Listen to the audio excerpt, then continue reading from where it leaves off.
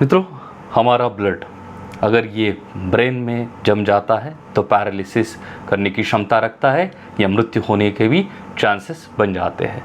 यही ब्लड अगर हमारे हार्ट में जम जाता है ब्लड वेसल्स में तो इससे हार्ट अटैक, जिसे मायोकार्डियल इंफ्राक्शंस कहते हैं, ये भी होने के चांसेस होते हैं या आगे चल के heart failure, ischaemic heart disease होने के चांसेस होते हैं। यही कुछ होता है लंग्स और किडनी के बारे में, या अदर कहीं पर भी ये जम जाए, मास फॉर्म कर दे, जिसे हम क्लॉट कहते हैं, यही कुछ होता है वहाँ पर भी। तो मित्रों, यही कुछ जानेंगे। मित्रों, रीगेन हेल्थ के हेल्थ एजुकेशन के चैनल में आपका स्वागत है। मैं प्रोफेसर किरण बुसारे। मित्रों, जैसे मैंने कहा कि हम आमतौर पे बहुत बार हम रक्त पिघलने वाली मेडिसिन, पतला करने वाली मेडिसिन को यूज़ करते हैं। इसका कारण क्या होता है? क्योंकि अगर हमारे शरीर में कहीं पर भी अगर रक्त जम जाता है तो ये बहुत ही सीरियस कंडीशन, जिसे हम कहते हैं जानलेवा कंडीशन, बनाने के चांसेस बनते हैं। जैसे मैंने कहा, ब्रेन है, हार्ट है, किडनी, लंग्स या अदर भी किसी ऑर्गन में, क्योंकि ब्लड जहाँ पर चलते रहता है मित्रों, हमारी स्पीशीज़ की इतनी क्षमता नहीं होती है कि कुछ मिनट के लिए वो रक्त प्रवाह बिना जीवित रह सके। ये खास करके ब्रेन और हार्ट के बारे में बहुत ही महत्वपूर्ण है। तो अगर उस मार्ग में कुछ क्लॉट फॉर्म हो जाता है, रक्त जम जाता है, तो आगे उस टिश्यूज़ को, उस पेशीज़ को ब्लड नहीं मिलेगा, अवयव को ब्लड नहीं मिलेगा और आगे चल के वो पेशीज़ पूरी तरीके से मृत होने के लिए कारणीभूत हो जाती है। इसी के कारण इसे मेडिकल इमरजेंसी कहता है, लाइफ थ्रेटनिंग कंडीशंस भी कहा जाता है। इसके अनेकों कई कारण हैं मित्रों, उस कारण से हम डिस्कस करेंगे, परंतु उसके पहले हमारे शरीर में दो मेन ब्लड वेसल्स होती है। एक होती है आर्टरीज, दूसरी होती है वेन। आर्टरीज में ज़्यादातर प्लेटलेट होते हैं, इसलिए आर्टरीज में कोई अगर ब्लड क्लॉट होता है, रक्त जम जाता है, तो प्लेटलेट के कारण जमता है। वेन्स में यूजुअली हमारे नीचे का जो ये होता है, पैर होते हैं, वहाँ पर ब्लड क्लॉट होने के चांसेस होते हैं, जिसे डीप वेन थ्रोम्बोसिस भी कहा जाता है। हम देखते हैं यूजुअली जिसमें हार्ट अटैक आके गया है या जिसकी एंजियोग्राफी, एंजियोप्लास्टी सर्जरी हुई है, जिसमें डीवीटी का, डीप वेन थ्रोम्बोसिस का प्रॉब्लम था, या ऑलरेडी ऐसे कुछ प्रॉब्लम है, उनमें खून पतली करने की मेडिसिन उनमें चलते रहती है मित्रों।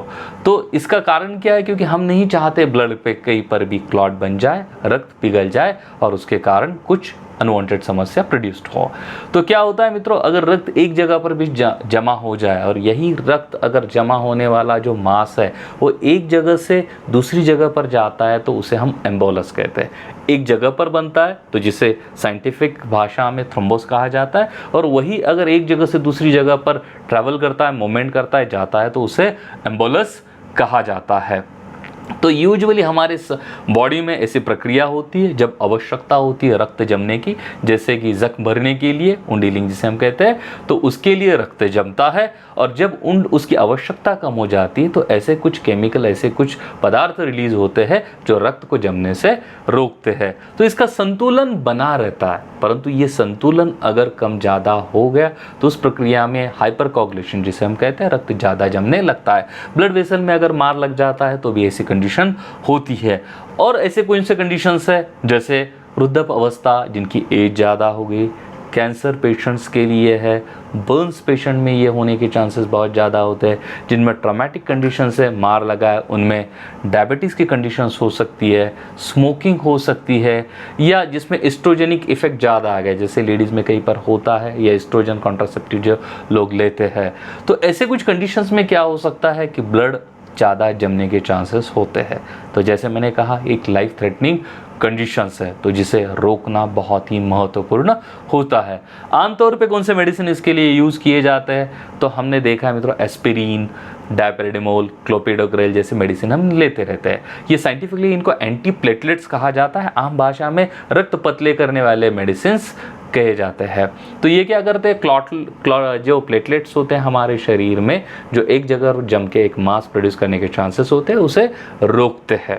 इसके बाद में होता है मित्रों एंटीकोगुलेंट, जो एक पावरफुल क्लास है, जो कोगुलेशन नहीं होता है, रक्त को जमने नहीं देता है। इसी के कारण इसके साइड इफ़ेक्ट्स भी बहुत ज़्यादा होते हैं। इसको बहुत ही कंट्रोल अमाउंट में यूज़ किया जाता है मित्रों। एंटीकोगुलेंट है, जैसे वारफेरिन है, हेपारिन है, उसका उपयोग इसमें होता है। अगर कुछ इमरजेंसी में क्लॉट बन ही गया तो उस क्लॉट को पिघलाने के लिए जो मेडिसिन का उपयोग होता है उसे हम फाइब्रोलाइटिक और थ्रोम्बोलाइटिक कहते हैं, जिसके कुछ एग्जांपल्स है streptokinase, urokinase, alteplase, reteplase, tenecteplase, rtPA, recombinant tissue plasminogen activators. जैसे हमने पैरालिसिस में देखा है कुछ सीरियस इंजेक्शन यूज़ किया जाता है, हार्ट में भी, हार्ट अटैक में भी ऐसा कुछ इंजेक्शन यूज़ किया जाता है। परंतु प्रयत्न यही चाहिए कि हमें कुछ मेडिसिन की ज़रूरत न पड़े, हम इसे प्रिवेंट करें, इसे आने से ही रोकें। मैंने मेरे पहले लेक्चर्स में, पहले वीडियो में भी बताया मित्रों कि एथेरोस्क्लेरोसिस, हार्डनिंग ऑफ आर्टरीज के कंडीशन में किस तरीके से एक प्लेक फॉर्म होता है, उससे आगे चल के वो जो मांस है वो फुट के उससे रक्त एक जगह पर जमा होने के चांसेस होते हैं, ये हमने पहले भी डिस्कस किया है। तो क्या होता है मित्रों कि हमें ये कंडीशन से रोकना बहुत ही महत्वपूर्ण होता है, जिसे हम प्रिवेंशन कहते हैं। क्योंकि अगर ये बात एक बार होती है शरीर में तो ये विकलांगता या जीवन को पूरी तरीके से अफेक्ट करने की क्षमता रखती है। तो ऐसे नेचुरल उपाय क्या है जिसके सेवन से हो सकता है कि हम इसे प्रिवेंट कर पाए। परंतु एक बात की आपने केयर करनी है कि दो भी मेडिसिन भी और इन पर्याय को साथ में नहीं लेना है, क्योंकि मेडिसिन के इफेक्ट बढ़ाने के लिए कारणीभूत हो सकता है और उससे कुछ साइड इफेक्ट आ सकते हैं।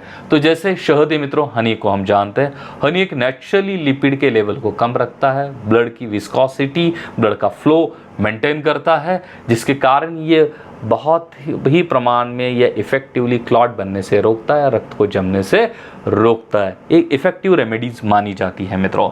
दूसरा है जिंजर है, साइंटिफिकली ये प्रूवन है कि ये क्लॉटिंग सिस्टम को हद से ज़्यादा आगे नहीं बढ़ने देता है, ब्लड के फ्लो को मेंटेन करता है और रक्त को जमने नहीं देता है, जिसे हम अदरक भी कहते हैं।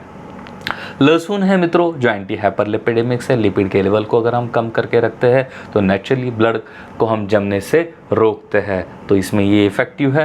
तो फोर्थ ऑप्शन है हमारे पास टर्मरिक है, नेचुरली एंटी इन्फ्लेमेटरी एनाल्जेसिक है, ये भी बहुत ही सहायता प्रदान करता है ब्लड को पतला रखने में और ब्लड के फ्लो के लिए। इसी के कारण मैंने कहा है कि आपको अदर मेडिकेशन के साथ इसको ज़्यादा प्रयोग नहीं करना है। इसके बाद में एक छोटी छोटी जो पर्याय का हम उपयोग कर सकते हैं, जिसमें कुछ बेरीज आते हैं, जैसे ब्लूबेरीज, कानबेरीज, रेड बेरीज वगैरह ये आते हैं।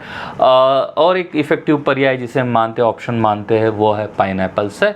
और इसके अलावा अदर कुछ जो सहायता देने वाली चीज़ें हैं मित्रों, उसमें कुछ गर्म चीज़ें जिसे हम कहते हैं, काला मिर्च है, सिनामोन है जिसे दालचीनी हम कहते हैं, और जो गर्म पदार्थ है इसका अगर हम सेवन करते हैं तो हो सकता है कि हम ये कंडीशन में को बहुत अच्छी तरीके से कंट्रोल करके रखें। मित्रों, आपको इन्फॉर्मेशन किस तरह से लगे हमें ज़रूर शेयर कीजिए कमेंट बॉक्स में। और भी हमारे जो वीडियोज़ है हमने इसी के लिए बनाए, आपके हेल्थ इन्फॉर्मेशन के लिए, तो इसी के कारण इस चैनल को आप अवश्य सब्सक्राइब कीजिए। धन्यवाद मित्रों।